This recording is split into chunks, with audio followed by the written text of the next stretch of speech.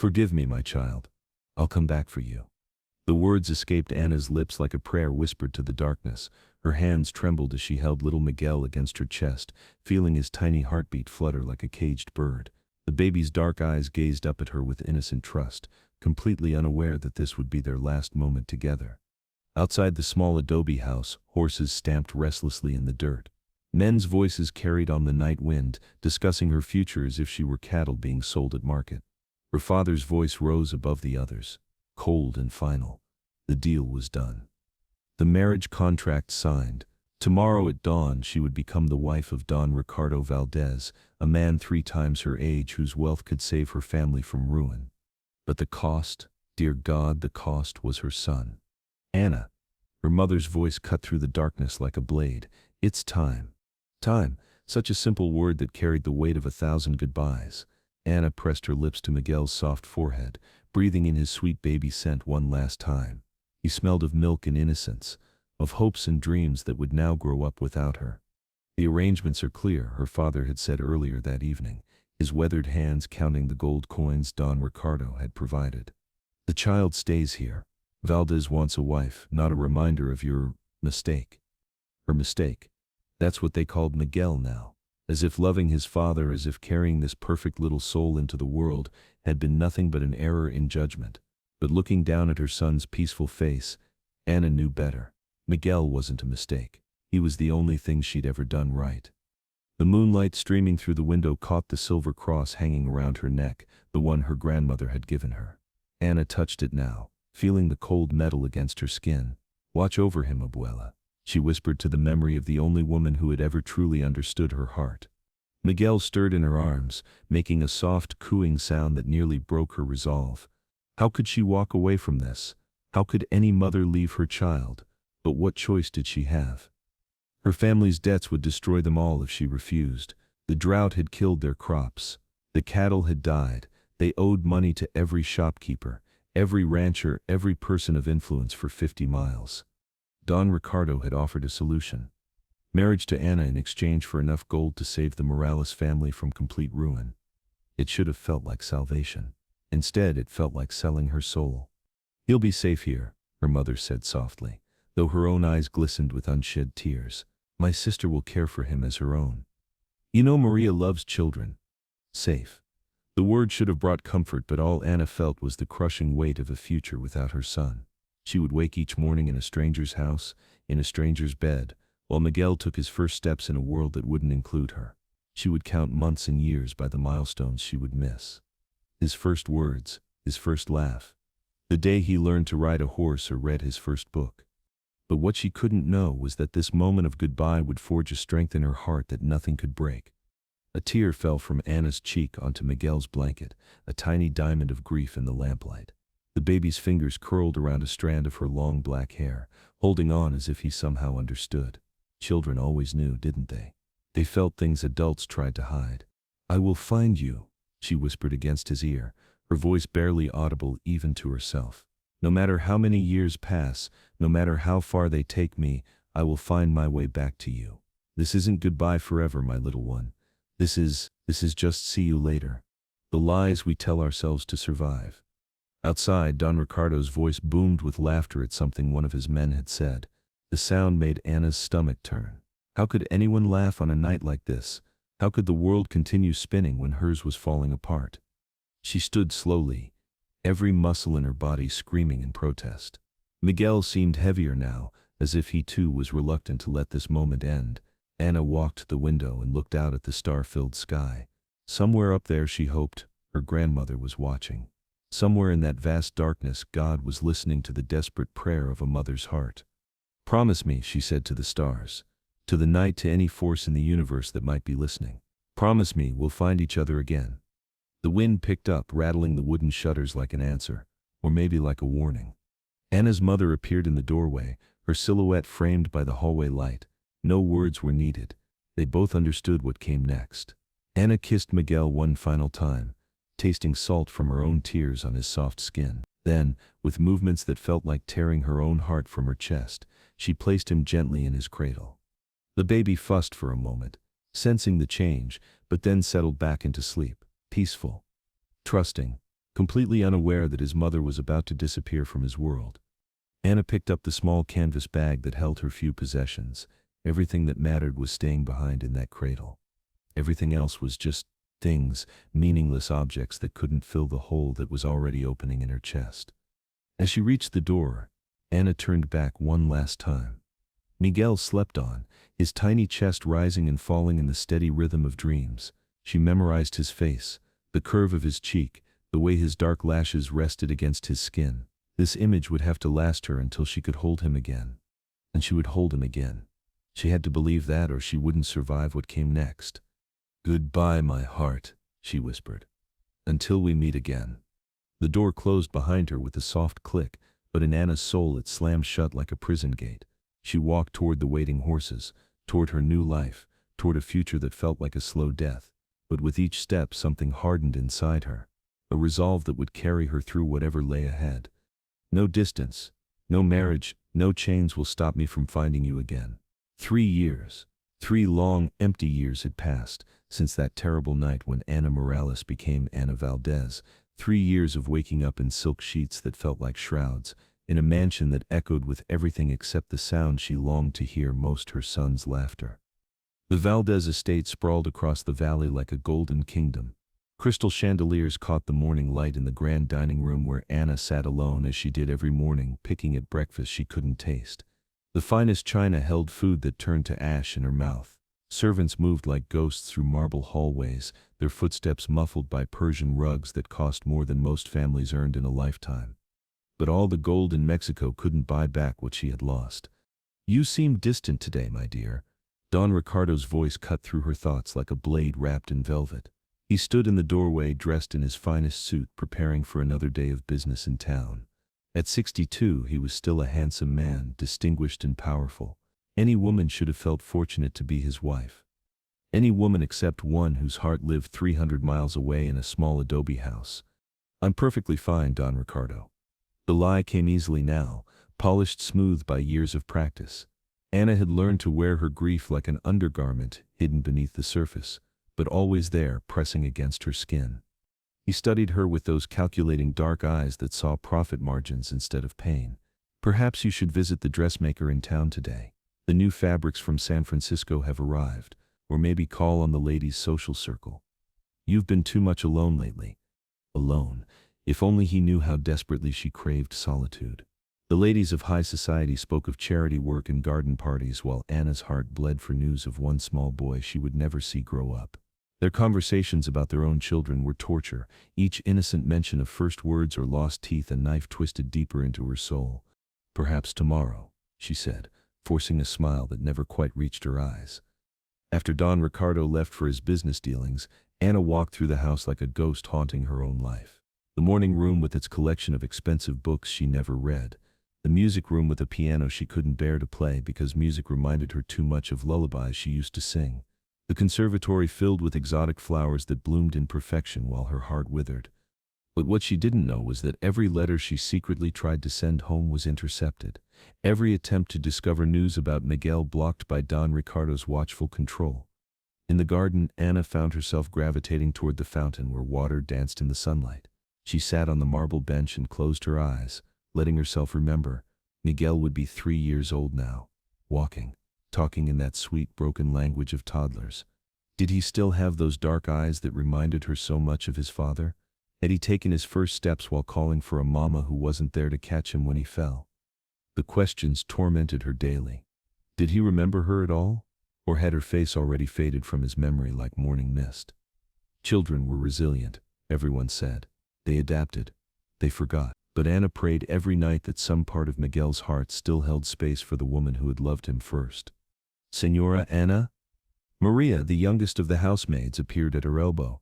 The girl was barely 16, with kind eyes that reminded Anna painfully of her sister back home. "Don Ricardo has left word that he will dine in town tonight. Will you be eating alone again?" "Again. Always again." Anna nodded, not trusting her voice. When Maria disappeared back into the house, Anna allowed herself a moment of raw grief. Her shoulders shook with silent sobs that she had learned to swallow before they could escape. Even her tears belonged to her husband now, rationed out in private moments when no one could witness her weakness. As evening approached, Anna found herself in her favorite refuge, the tower room at the top of the east wing. Don Ricardo rarely climbed the stairs, claiming his knees couldn't handle the effort. Here, surrounded by dusty furniture and forgotten memories of the previous Señora Valdez, Anna could breathe. The window faced north, toward home, toward Miguel. Anna pressed her palm against the cool glass and whispered his name like a prayer. Miguel, my little star. She had started calling him that the night he was born, when the midwife had proclaimed him perfect under a sky full of stars. Estrelita mía. My little star. Did his tia Maria still call him that? Or had new nicknames replaced the endearments Anna had given him? The worst moments came at night when Anna lay in her oversized bed, staring at the ceiling and imagining bedtime stories she should be reading. In her mind she built elaborate fantasies where she tucked Miguel into his small bed, kissed his forehead, and promised him sweet dreams. But when she reached out in the darkness, her arms embraced only emptiness. Don Ricardo was not a cruel husband, which somehow made everything worse. Cruelty she could have fought against, raged about, used as fuel for her anger. But his cold kindness, his polite indifference, his assumption that expensive gifts could fill the void in her soul, these things were harder to battle. He bought her jewelry that lay untouched in velvet boxes, dresses that hung unworn in her wardrobe, books she couldn't focus on because every story reminded her of tales she wanted to tell Miguel. The gifts were beautiful and meaningless, like everything else in her new life. But tonight something felt different. As Anna knelt by her window and gazed up at the stars, a strange certainty settled in her chest. Call it mother's intuition or desperate hope, but she felt her son's presence as clearly as if he stood beside her. Somewhere out there, under this same sky, Miguel was looking up at these same stars. Are you thinking of me tonight, little one? She whispered to the darkness. Do you ever wonder where your mama went? Do you know that not a single day passes without me loving you? The wind picked up, rattling the window frame like an answer. Anna chose to hear it as yes. Yes, he remembered. Yes, he wondered. Yes, somehow across all those miles his heart still called for hers. She pulled her shawl tighter around her shoulders and made a vow that she renewed every night. I will find a way back to you, Miguel. I don't know how. I don't know when. But I will find a way. This separation isn't forever. It can't be forever. The stars offered no promises, but they didn't contradict her either. And in a life where hope had become a luxury she could barely afford, that silence felt like permission to keep believing. As she finally prepared for bed, Anna caught her reflection in the mirror. 3 years had changed her. Her face was thinner, more refined from the easy life Don Ricardo provided. Her hands were softer, unmarked by the hard work she had known growing up. She looked like a lady of society now, polished and proper and completely empty inside. But her eyes still held the fierce love of a mother who would move mountains to find her child. Miguel, she whispered to her reflection, as if her son could somehow hear her across the miles. If you still remember me, know that I never stopped loving you. The marketplace in San Miguel bustled with Thursday morning chaos. Anna moved through the crowds like a sleepwalker, her basket half filled with herbs Cook had requested. Don Ricardo allowed these weekly trips to town, but only for 2 hours. 2 precious hours where she could pretend she was still the girl who had once laughed in markets like this. Señora Valdez. Anna turned at her married name. A man stood behind her, tall and weathered with gray eyes that held unexpected kindness. His clothes marked him as a traveler. Dusty boots, worn hat, practical gear. I'm sorry, do we know each other? Anna glanced nervously around the market. Don Ricardo had spies everywhere. No, Señora, but we have someone in common. His voice was quiet, urgent. My name is Lucas Bennett. I find lost things. Anna's heart skipped. I don't understand. Lucas gestured toward the old fountain. What I have to say concerns your family. The word families hit Anna like a blow. For 3 years Don Ricardo had forbidden her from speaking of her real family. Her past was dead and buried. But now this stranger spoke of family as if that word still had meaning. Anna followed him, hands trembling. What do you know of my family? I know you once had a son, a little boy named Miguel. The basket slipped from Anna's fingers, scattering herbs across cobblestones. How do you? I find lost things, lost people. Lucas knelt and gathered the scattered items, and sometimes lost people find me. When he stood, Anna saw he held something besides her herbs, A small wooden cross carved by hand and worn smooth by tiny fingers. Her grandmother's cross. The one she had left above Miguel's cradle 3 years ago. Where did you get this? From a little boy who asks about his mama every night before bed. The world tilted. Anna gripped the fountain's edge as tears threatened to overwhelm her. He's alive? He's well? Very much alive. Growing strong and smart. He has your eyes dark and serious, but with gold flecks when he laughs. Lucas placed the cross in Anna's palm. He still sleeps with this every night.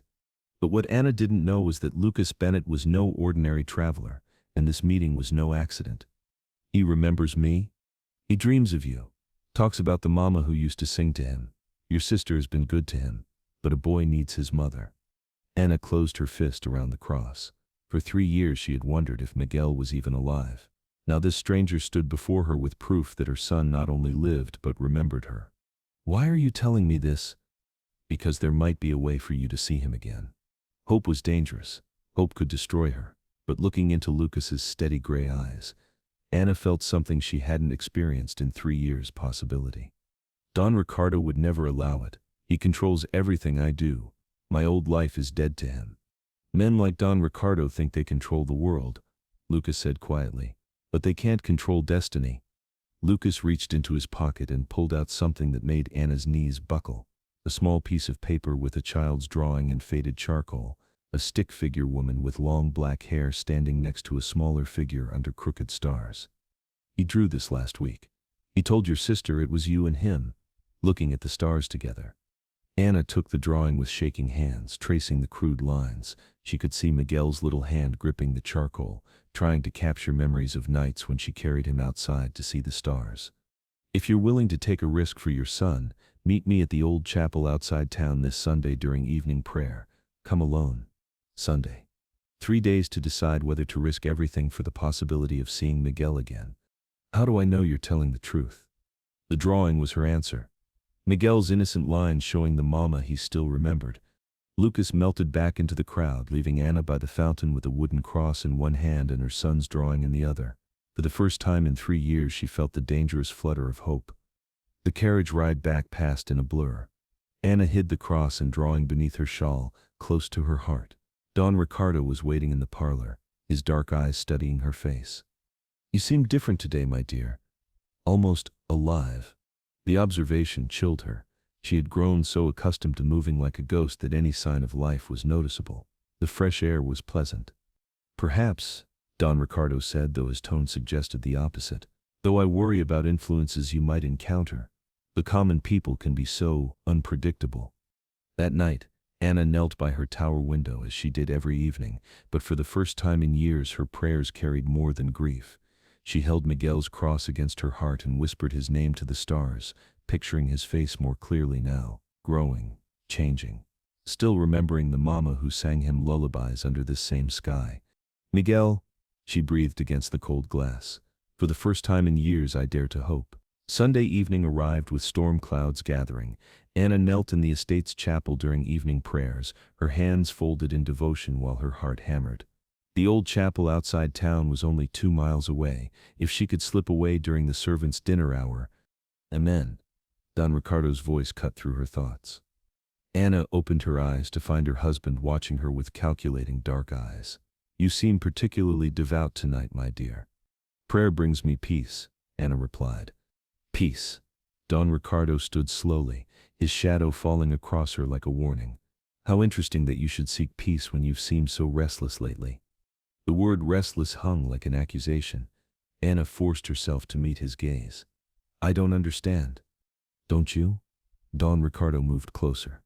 Carlos mentioned seeing you in animated conversation at the market Thursday with a stranger. Carlos. One of Don Ricardo's spies. Anna's blood turned to ice. I don't recall any animated conversations. Perhaps Carlos was mistaken. But what Anna didn't know was that Carlos had been watching her for weeks, and Lucas Bennett was already in danger. Perhaps, Don Ricardo agreed, though his tone suggested otherwise.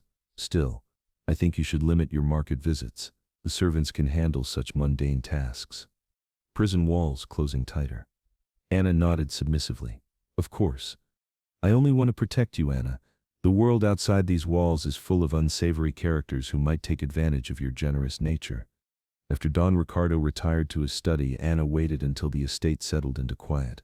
Her hands shook as she pulled on her darkest cloak and slipped Miguel's wooden cross into her pocket. The risk was enormous. If Don Ricardo discovered her absence, there would be no explanation that could save her. But Miguel was out there, and she had a chance to find him. The chapel sat on a hill overlooking the valley, its crumbling walls bathed in moonlight. Anna approached carefully, every shadow making her jump. What if this was a trap? "You came." Lucas Bennett's voice emerged from the doorway, low and relieved. In the moonlight, his weathered face looked older, but his gray eyes still held that steady kindness. "I wasn't sure you would," he continued, stepping aside to let her enter. "I had to," Anna's voice caught. "Tell me about him, please. Tell me everything." Lucas led her to a stone bench where moonlight streamed through broken windows. "He's 6 years old now, tall for his age, with your dark hair but his father's strong jaw. He helps your sister with the younger children, always the little protector." 6 years old. Anna closed her eyes and tried to imagine it. Miguel at 6, no longer the baby she had left behind, but a real boy with opinions and fears she knew nothing about. "Does he ask about me?" "Every night. Your sister tells him stories about his mama who lives far away but loves him very much. He draws pictures of you constantly, always the same scene." Tears rolled down Anna's cheeks. "I used to take him outside on clear nights. He loved the stars." "He still does. Your sister says he won't go to sleep until he said goodnight to the brightest star. He calls it Mama's star." The image hit Anna like a blow. Her little boy alone under the vast sky, whispering goodnight to a star because he couldn't whisper it to her. "There's more," Lucas said gently. "Your family is in trouble. The drought hit hard this year. Your sister's husband broke his leg and can't work the fields. They're facing eviction." Not only was Miguel growing up without her, but he was facing poverty while she lived in unwanted luxury. How much do they owe? $200. A fortune to them. Nothing to Don Ricardo. Anna finished. She had jewelry worth 10 times that amount. "I could get the money." "It's not just about money anymore." Lucas's voice grew urgent. "There are men asking questions about Miguel. Men who know about you, about your marriage. Someone wants to use your son as leverage against your husband." Fear shot through Anna. "What kind of inquiries?" "The kind that suggests someone wants to hurt an innocent child to get what they want. Don Ricardo has enemies who wouldn't hesitate. Miguel in danger, her precious boy caught in adult wars he couldn't understand." The protective fury that rose in Anna's chest was unlike anything she had ever felt. "What do you suggest?" "We get him out. Tonight, I have a wagon waiting 2 miles north of your sister's house. We take Miguel somewhere safe." "And then what?" "Don Ricardo would hunt us to the ends of the earth. Maybe, or maybe a grieving husband who has lost his wife to bandits would earn sympathy instead of suspicion." Lucas was suggesting she fake her own death. It was dangerous, desperate, and probably impossible. It was also the only way she would ever hold her son again. "The risks are enormous," Lucas continued. "But what's the alternative? You continue this half-life while Miguel grows up in poverty and danger." Anna thought of Miguel's drawing, those crooked stars that represented love so pure it had survived 3 years. She thought of his small voice saying goodnight to her star. "If we're caught." "We won't be," Lucas said with quiet conviction. "I've been planning this for weeks. I know every road, every safe house between here and Mexico." "Why?" Anna asked suddenly. "Why are you doing this? You don't know me. Why risk your life for strangers?" Lucas was quiet for a long moment. "Because I had a son once too, and I know what it's like to lose him." The pain in his voice was raw. Anna saw her own grief reflected in his gray eyes and understood that Lucas was trying to save someone else's child because he couldn't save his own. "When?" she asked. "Tomorrow night. There's a feast day in the village near your sister's house. Everyone will be at the celebrations. We'll have cover in the chaos." Tomorrow night. Less than 24 hours to prepare for a decision that would change everything. "I need to think." "There's no time," Lucas interrupted. "Those men asking questions, they're getting closer. If we don't move tomorrow, we might not get another chance." A sound outside made them both freeze. Footsteps on gravel. Lucas motioned for silence as he moved to the window. His face went pale. "Riders," he whispered. 3 of them. "We need to go." but it was too late. The chapel door burst open, and Carlos stepped inside with two other men, Ana recognized as Don Ricardo's enforcers. "Señora Valdez," Carlos said with mock politeness. "Don Ricardo is wondering where his wife has wandered." Ana's mind raced. How much had they seen? "I couldn't sleep. I came here to pray." "Alone?" Carlos's eyes flicked to Lucas. "How fortunate that this stranger was here to keep you company."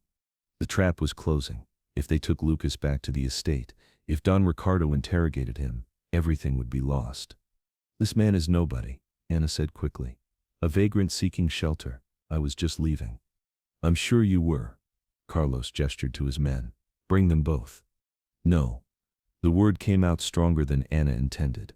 "I am the wife of Don Ricardo Valdez. You will not lay hands on me like a common criminal." Carlos hesitated. Even Don Ricardo's enforcers knew better than to manhandle their master's wife without explicit orders. "I will return to the estate now, of my own accord. This man means nothing to me." She met Lucas's eyes, trying to convey a message. "Run. Get to Miguel. Save him even if you can't save me." Lucas gave an almost imperceptible nod. "Of course, Señora.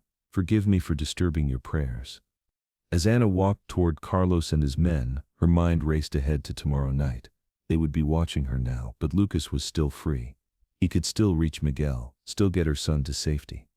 But as they escorted her from the chapel, Ana made a vow that burned in her chest like a brand. "Miguel," she whispered as they rode back toward the estate, "chains can bind my body but never my love for him.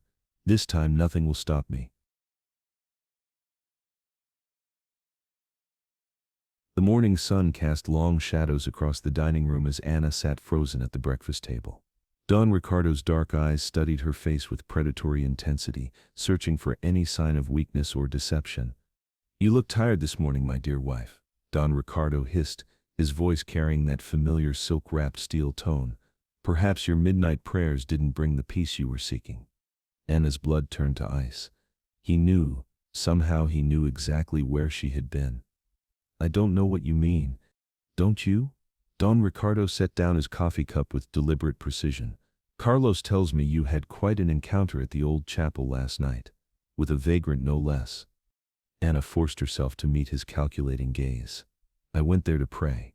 I encountered a homeless man seeking shelter. Nothing more." "How charitable of you." Don Ricardo's smile was cold as winter frost. "But I'm afraid your generous nature has attracted some unwanted attention." He gestured toward the doorway, and Carlos stepped into the room carrying a canvas sack. Ana's heart stopped as he upended the contents onto the polished table. Out spilled Miguel's wooden cross, his precious drawing, and several gold coins she had hidden. "We found these in your tower room," Don Ricardo announced, picking up Miguel's drawing. "Such charming artwork. Tell me, whose talented little artist created this masterpiece?" Ana's mouth went dry.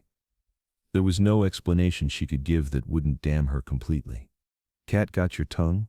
Don Ricardo stood slowly, moving around the table like a circling predator. When he reached her chair, he placed his hands on her shoulders with a grip like iron manacles. "Your mysterious friend," he continued, his breath hot against her ear, is named Lucas Bennett. "He's been asking questions about you all over the territory. More specifically, about a certain little boy named Miguel." Ana's world tilted. How much did Don Ricardo know? How long had he been watching, letting her believe she had hope? "The child is your bastard son," Don Ricardo stated with cold cruelty. "The one you abandoned when you became my wife. The same child you've been pining for like some tragic heroine." "He's not a bastard," Ana whispered fiercely. "Miguel is my son and I love him." Don Ricardo's grip tightened painfully. "Silence. Your friend Mr. Bennett has been filling your head with romantic notions about reuniting with your child. But what he hasn't told you is that he's not working alone."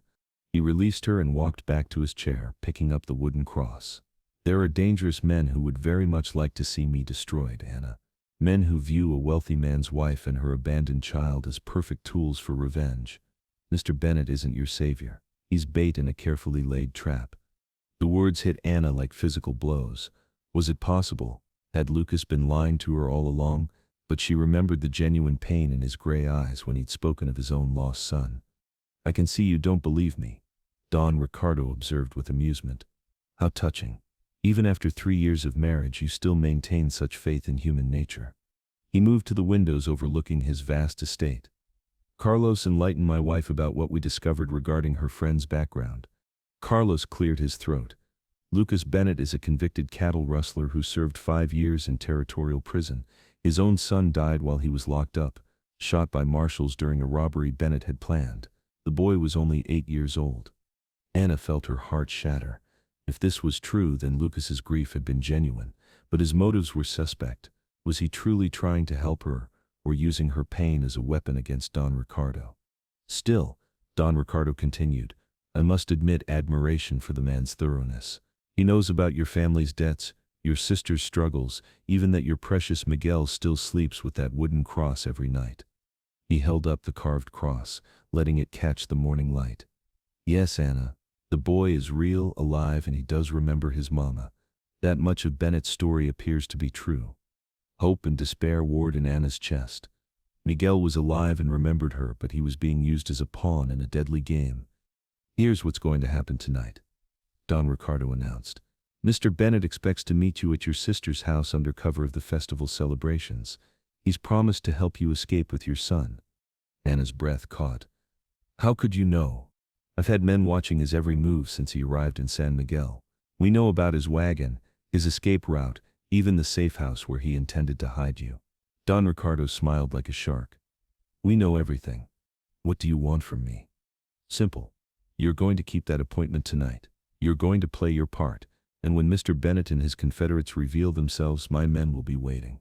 Miguel, Lucas, even her sister Maria would be caught in Don Ricardo's web. And if I refuse? Don Ricardo's smile widened. Then your sister's family loses their home at dawn.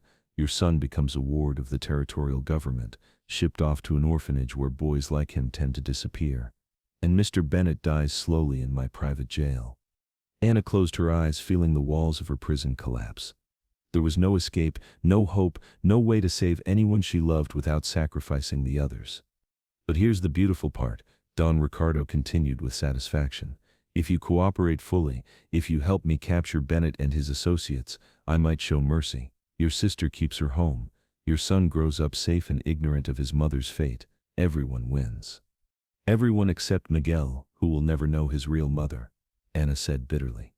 A small price to pay, Don Ricardo replied with a shrug. We all make sacrifices. Anna opened her eyes and looked at her husband for the first time in 3 years. She saw the cold calculation, the complete absence of human warmth, the casual cruelty that treated lives like chess pieces. But she also saw something else. Fear. Don Ricardo was genuinely afraid, desperate enough to orchestrate this elaborate trap, which meant he wasn't as invincible as he pretended. I need time to think, Anna said quietly. Time is a luxury we don't have. The festival begins at sunset. Bennett expects you after nightfall. Will you cooperate, or shall I have your family arrested for harboring fugitives? Anna looked down at Miguel's drawing. Those crooked stars and stick figures represented a love that had survived 3 years of separation. Her son was out there, still saying goodnight to her star each evening, still believing his mama would return. She would not let Don Ricardo destroy that faith. I'll do it, Anna declared, meeting her husband's triumphant gaze with steady determination. I'll help you capture Lucas Bennett. But what Don Ricardo failed to realize was that Anna had learned valuable lessons about deception during her years as his captive wife. Sometimes the best way to spring a trap was to walk into it with complete awareness. As evening approached, Anna retreated to her tower room. She gazed out at the distant village where festival lights were beginning to twinkle. Tonight she would either reunite with her son or die trying, but she had made her choice long ago. The town ahead murmured with lantern light and distant music. She touched the small cross at her throat and remembered the warmth of a tiny palm, the milk-sweet scent of a sleeping child, and the promise she had never let die.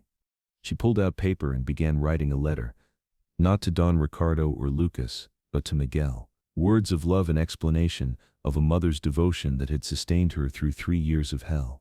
If tonight went wrong, at least her son would know the truth. The wooden cross lay warm in her palm as she wrote.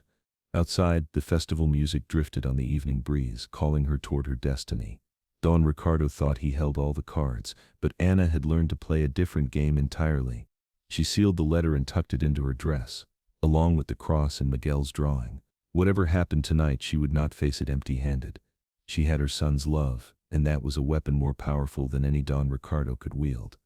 As the sun set behind the mountains, Anna whispered a prayer to the darkening sky.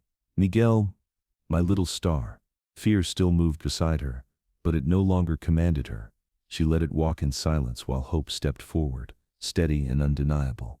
Mama is coming home, and the night seemed to echo her vow.